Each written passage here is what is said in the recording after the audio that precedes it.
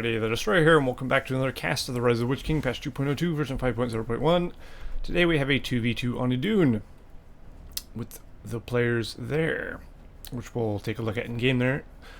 But Udun, pretty good map, pretty balanced map, of course. A very open map, as you're pretty much got nothing around you. But anyway, we have our first player, the Glutum, which is the Glutimus or whatever. I forget his name already, but he is Goblins. We'll just call him Glutes. Belsebub is his partner for this game in the top left. He's the Men of the West, so we got a Men of the West and a Goblin. And the opposing team, we have Albert as Angmar on the bottom, and we have J2Shot as the Elves as his partner there. So we got an Elf and an Angmar versus a Men of the West and a Goblin. So this should be interesting. Belsebub is the best player in this match, so if I had to put money down on a team that's going to win, it's probably going to be the northern team. We'll see, you know. I don't know if the southern guys won't win or not. Looks like J2Shot's going for a green pasture, so we're going to get a Rivendell Lancer start going. Unless he's really feeling risky and going to go for some, I don't know what are they called? Linden Horse Archers, but I doubt that. That would be very, very bad to do. We have a Hall of the King's Men being thrown down from Albert here, getting his first Thrall. Belsebub going for a standard barrack start, getting some Rohan Spearmen first. I guess he has... Does he know that there's a... Yeah, he does actually see the cavalry. No, this is J2Shot's screen there. Albert I can't tell if he's seen it or not. Well, Men of the West don't have scouting power, but Goblins do if they use cave bats. Did he? No. So, he doesn't have any idea. He just went on a limb. Or a whim, I should say, not a limb. Out in a limb, I guess would be the correct term. To get some pikes. And of course we have some Goblin Warriors out for his partner, Glutes. The Glutimus. He's going for a second Goblin Cave there. Looks like he has 4 tunnels already. So his economy will be going good. We have our first battalion of Gundabad Warriors heading up here from Albert. And a second one on the way. Looks like Golem's directly in the path there. He does see him, but of course I doubt anyone's going to go for that this early in the game. That would be rather pointless. And Belsebub going in with a battalion of Spearmen and Swordsmen, looking to do some damage. Meanwhile, we have some Rivendell Lancers going into Belsebub's base. That could be bad for Belsebub, as he has no defense in his base at the moment. And he's not queuing up any Rohan Spearmen as of yet. So, Belsebub getting doubled here. His partner, of course, is going to need to send some help, which he is doing so. He's getting another tunnel there. But meanwhile, Belsebub is not sitting back. He is attacking Albert. Rally call going down on his troops over here. And he's looking to take down the Hall of the King's Men, the root of all Angmar's troops. Of course, he has a second one, though. But looks like he will get this Hall of the King's Men. It is pretty far away from the base, so it actually is not defended by the Fortress Arrow Tower at all. Now it's just now starting to shoot.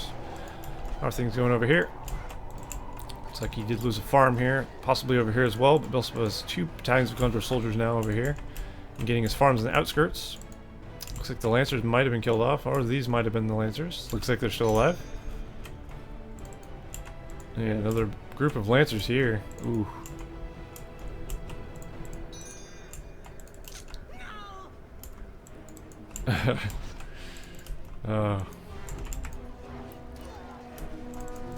Right. I am live casting this game, by the way. I'm observing.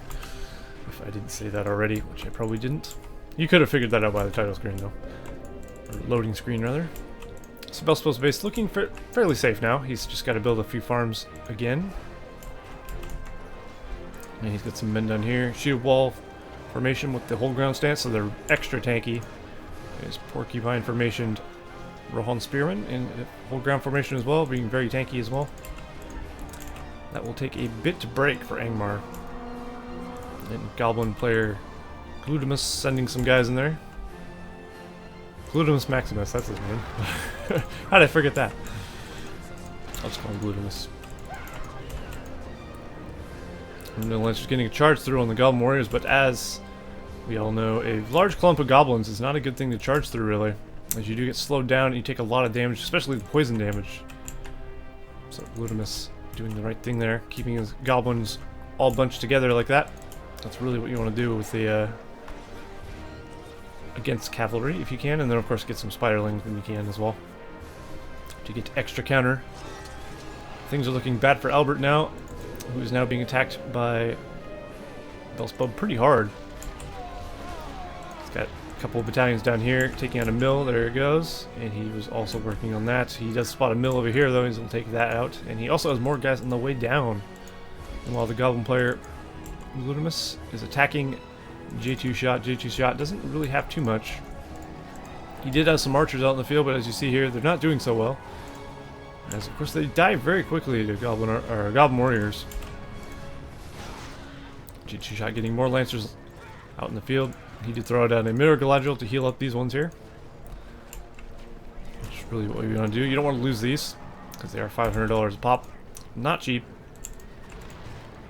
But he is up against a horde of goblins. It's just very difficult to deal with. Goblins can be very, very difficult to stop as elves. It's kind of a hard matchup, actually, I think, in my opinion. At least until you get to late game, or later game than this. If you get in this situation, it can be difficult to get out of. So J2Shot definitely has the work cut out for him. So he may need either his allies' help, or just to get more guys in the field. His archers are a great counter to the Goblin warriors, as you would expect. Archers and cavalry do a good job. If he gets enough of them, then I would think he'll be alright. And I'd say Udun will probably need some spiderlings at that point.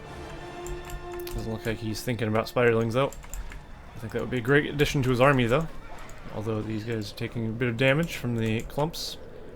But he's continuing to get archers out in the field. The more archers and cavalry he gets, the better off he'll be. So he will be in trouble, or his opponent will be in trouble. Gludius will.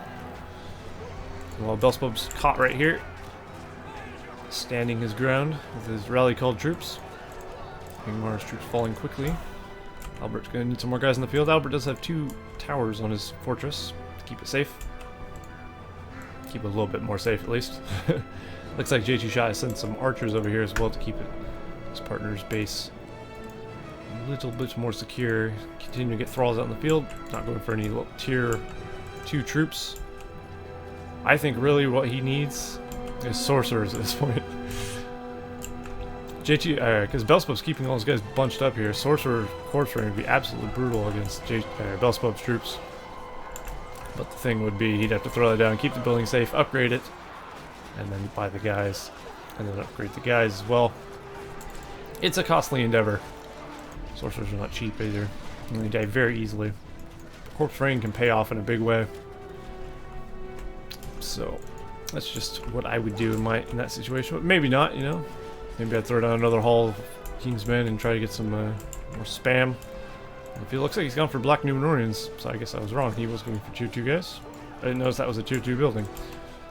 Black Numenorians are of course very good, but not good when you're up against this many archers and swordsmen.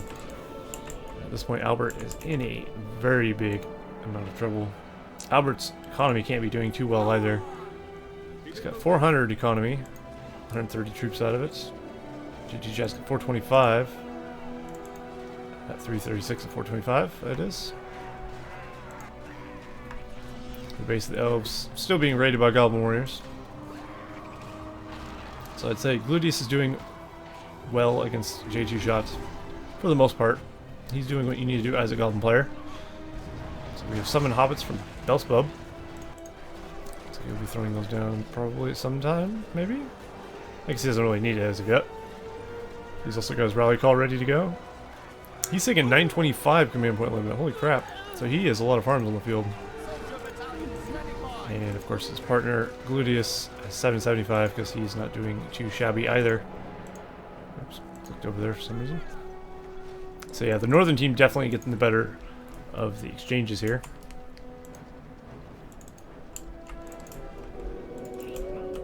And looks like he has mixed some spiderlings into his army. There you go. That's what you need to do as goblins.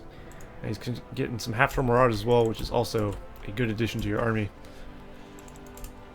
After that, he could go for the fire drake broods. Those are very good. Mountain giants are great. Cave trolls can be useful. Spider riders even. All those things are pretty good against the elves. Fortunately for him, he doesn't have to worry too much about late game elf stuff because he's keeping his opponent on his back foot for most of the game. He's not going to get Mirkwoods very easily, especially not Noldors. Albert is putting up a fight here, though. Black Numenorians are doing some damage. And the Thralls coming out, doing their best to keep up. But with a incoming flood of goblins in from Glutamus and a couple forward barracks from Belsebub. Oh, jeez. Yeah, I think, ooh, that's a lot of Lancers. And Belsebub, of course, has no pikemen in this army. Absolutely brutal. Lancers doing a ton of damage to Belsebub's army. If they can get rid of those archers, they might be able to push them out. The goblins do have a lot of guys over here as well. Either way, Albert is in still a lot of pain here. He's taking a lot of economic damage, a lot of troop damage. Might be hard to recover from. He is throwing down another Hall of the King's Men over here, though. He's definitely not out of the fight. But unfortunately for him, Belsebub is still here, and the base of J2Shot is now under attack from Glutamus. So of course he's going to have to pull back his troops. He can't help his ally and defend his base very well at the same time because he needs to do one or the other. So he's opted to come over and save his base instead, which is probably the smarter decision of the two.